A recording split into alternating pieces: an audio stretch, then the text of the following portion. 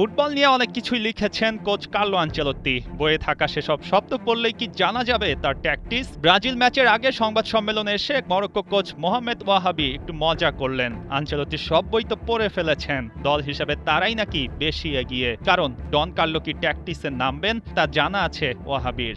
দেশের মানুষের দৃষ্টিশক্তিকে সুরক্ষিত রাখার প্রত্যয় নিয়ে এলো সেফ এলইডি লাইট।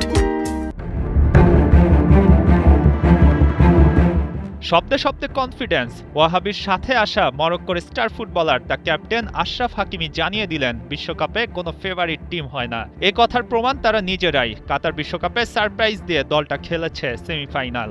ভাগ্যটা থাকবে তাদের পক্ষেই। হাকিমির চাওয়াটা ঠিক এমনই। নিজেদের নীতি খুব একটা বদলাবে না মরক্কো। মাঠে যেভাবে খেলে আসছে দলটা সেভাবেই নামবে এবারের বিশ্বকাপে। ওদিকে ব্রাজিল কোচ আনচেলত্তি যখন বলছেন জীবনে ভয় পাওয়ার গুরুত্ব অনেক, সেখানে মরক্কো কোচ ওয়াহাবি বলছেন ব্রাজিলকে ভয় পাওয়ার কিছু নেই। নিজেদের ভ্যালুস নিয়ে প্রতিপক্ষকে বিট করতে মাঠে নামবে তারা। কেউ কেউ বলে এখন আর আগের ব্রাজিল নেই। মরক্কো কোচ লোকের কথা রিপিট করেছেন প্রেস কনফারেন্সে। তবে তিনি এও জানেন 5 বারের বিশ্ব চ্যাম্পিয়নদের সাথে বিশ্বকাপ জার্নি শুরু করা সম্মানের। সংবাদ সম্মেলনে প্রশ্ন এসেছে ভিনি জুনিয়রকে নিয়ে।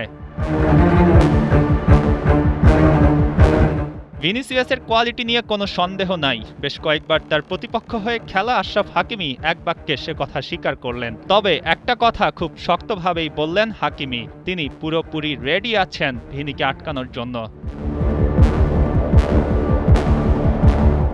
ব্রাজিল মরক্কো দুই দলের বিশ্বকাপ মিশন শুরু হচ্ছে একসাথে। হেক্সার স্বপ্ন পূরণে নর্থ আমেরিকায় এক দল চাইবে দারুণভাবে শুরুটা করতে, অন্য দলও তাই। গতবার সেমিফাইনাল খেলে প্রত্যাশাটা নিশ্চয়ই এবার আরও বড়। সময়ের কাছে থেকে যাবে হিসাবটা। ভয়ডরহীন মরক্কো কেমন চ্যালেঞ্জ জানায় সেলেসাওদের, তাই এখন দেখার বিষয়।